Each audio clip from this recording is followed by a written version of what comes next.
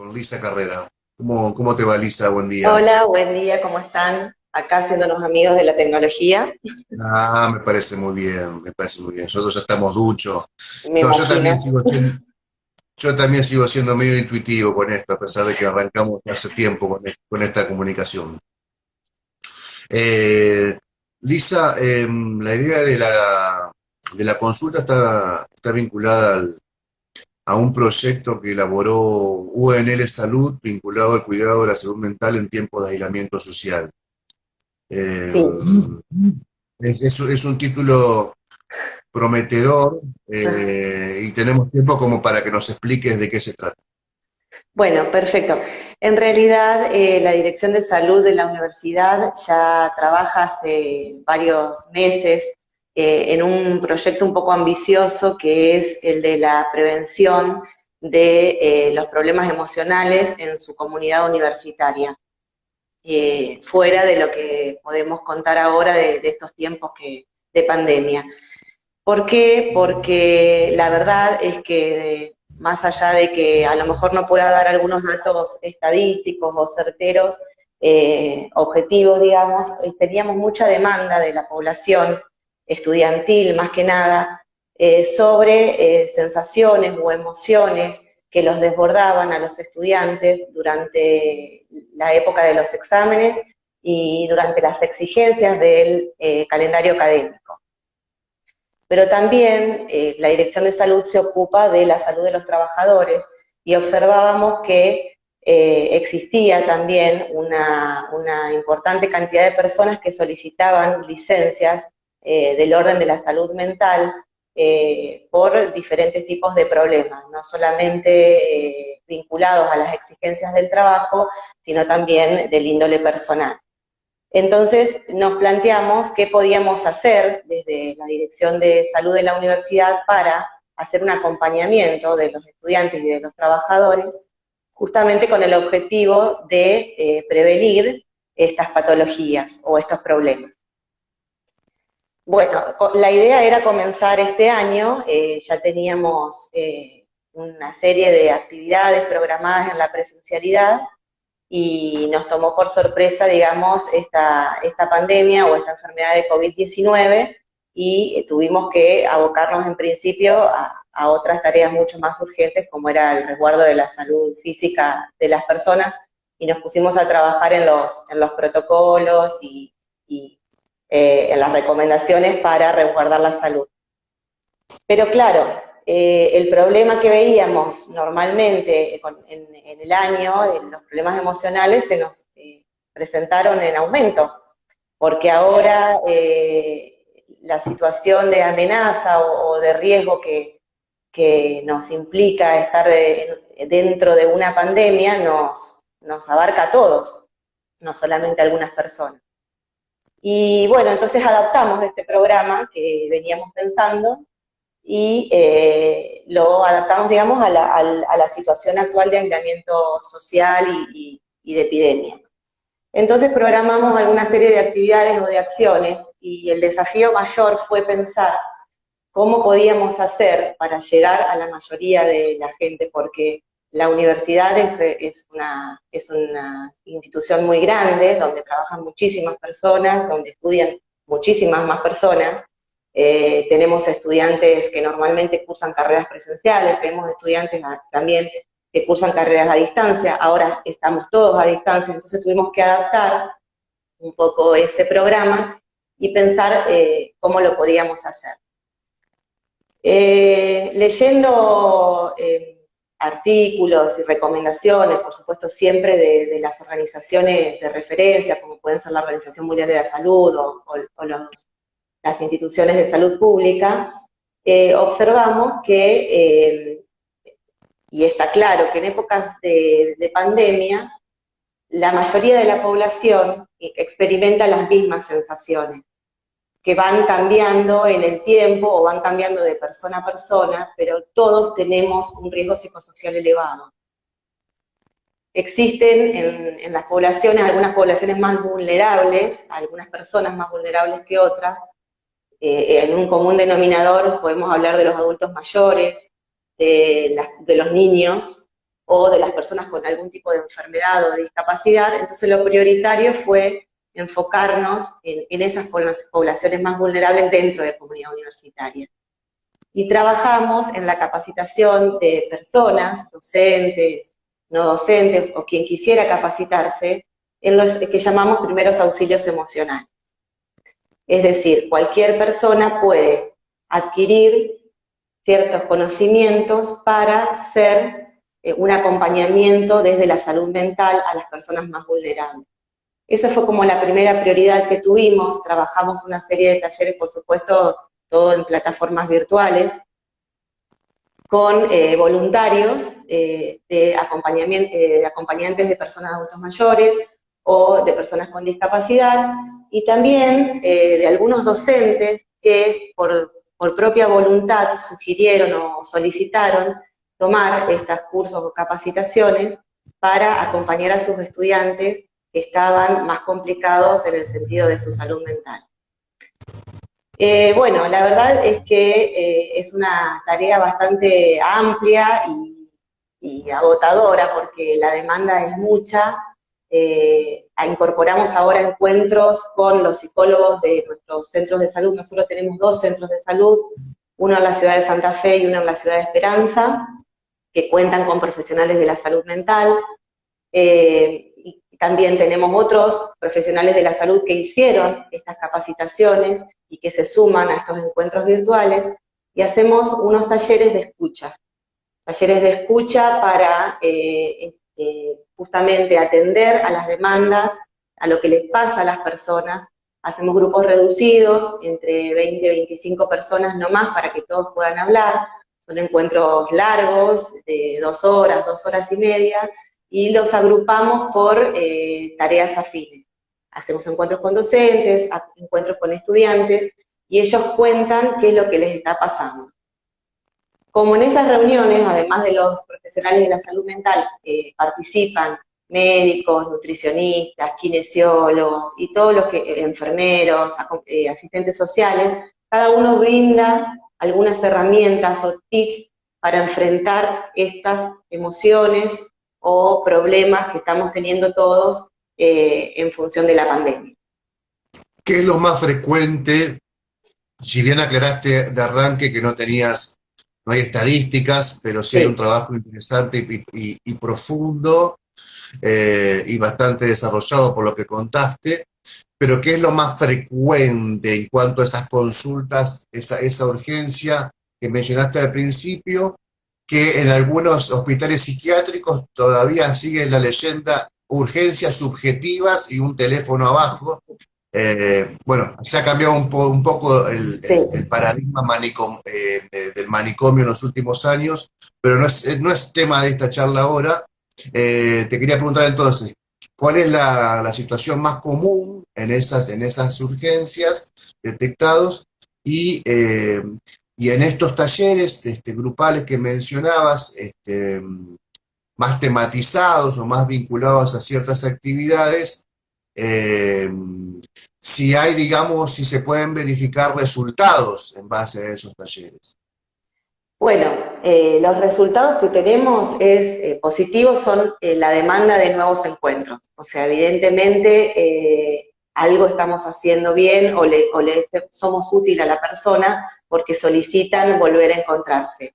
Quizás los sentimientos más comunes de todas las personas, sean estudiantes o trabajadores, es el desborde emocional, el estrés por la multitarea, porque recordamos que nuestros trabajadores los docentes o los no docentes están trabajando desde casa, los estudiantes, muchos han regresado a casa de sus padres, o sea, vuelven a convivir con una familia y necesitan turnarse para hacer las actividades en línea, necesitan compartir espacios. Entonces es como que la persona siente que no puede desdoblarse, y en el momento que estudia también está haciendo las tareas de la casa, también está cuidando a sus hijos, también está prestando atención a las necesidades de la familia, y empiezan a presentarse dificultades en la organización del día.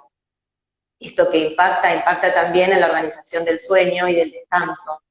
tenemos muchas personas con dificultades para dormir y trastornos también alimentarios. Esto es muy frecuente porque o comemos de más, o comemos de menos, o comemos a destiempo, o no cumplimos la cantidad de comidas necesarias. Entonces me parece que esos son los problemas más comunes. En una primera etapa quizás habíamos observado el miedo como un común denominador, porque bueno, también fue lo que las noticias que veíamos al principio de la cantidad de fallecidos o de enfermos en otros países y sospechábamos que podía pasarnos lo mismo, fue como un primer denominador. Ahora el miedo pasó y pasa también un poco ahora la sensación de la angustia. Extrañar mucho también el abrazo, el contacto físico de los seres queridos, también es un común denominador. La gente, la verdad, es que responde muy bien, por supuesto que depende de la edad de las personas y de la individualidad de cada uno, algunos se expresan más que otros, por ahí con los adolescentes nos pasa que nos cuesta un poquito arrancar los encuentros, pero después siempre terminan todos comunicando lo que les pasa. Y la verdad es que tenemos una devolución muy positiva de las personas. El impacto de la salud mental o que va a tener esta pandemia en la salud mental no lo vamos a ver ahora. O sea, no, nadie puede decir que podemos tener conocimiento de lo que nos va a pasar en nuestra salud mental. Nosotros lo que tratamos es justamente de prevenir de que ese impacto se transforme en algún problema de salud más intenso. O sea, dejar tranquila a la población que estos sentimientos, que nos pasa a todos, me pasa a mí también como profesional de la salud, de la ansiedad, de saber cuándo vamos a poder volver a trabajar como trabajábamos antes, a ver a nuestra familia, si vamos a poder volver, ni hablar de los problemas económicos, cómo vamos a salir de esta situación, todo eso. Te interrumpo acá. Eh, Hay una idea estatal del gobierno como rector de trabajar la idea de los dos bienes superiores, la salud y la vida, ¿no? Como rectores de la gestión de la pandemia. Sí. Ahora bien, en términos más específicos y tal vez psicológicos, hay una ausencia de certeza fenomenal, porque no sabemos si termina el 31 de octubre, el 8 de enero, el 15 de marzo, y entonces si termina el 15 de marzo, ya podemos planificar que el 16 te puedo dar un abrazo, o y el 17 puedo ir a la peña y el 18 puedo ir a la pileta. Digamos, ¿cómo trabajan la idea de la ausencia total de certezas respecto a no solamente al rol, al cuidado de los bienes superiores como la vida y la salud, sino también a la culminación del proceso de confinamiento, de cuarentena, de aislamiento? ¿Cómo elaboran esa idea? Y bueno, la verdad es que ese es un gran problema porque no existe certidumbre de nada en este momento. Ni siquiera nosotros podemos dar algunos consejos certeros de lo que podemos hacer. Lo importante es el manejo de la ansiedad que esto provoca, porque uno es un ser que necesita, algunas personas más que otras, ¿no? Que necesita tener una planificación en su vida, ¿no? Uno no puede decir de acá a 15 días voy a ver qué hago al otro día, ¿no? Uno ya empieza a planificar. Es bastante difícil y la verdad es que nosotros decimos que las personas tienen que tratar de manejar lo que está al alcance de ellos para manejar. O sea, su propia vida, es decir, no adelantarse, decir, bueno, mantener una rutina y planificar a corto plazo. Eso es lo más recomendable en este momento, porque la verdad que el mediano plazo es una incertidumbre.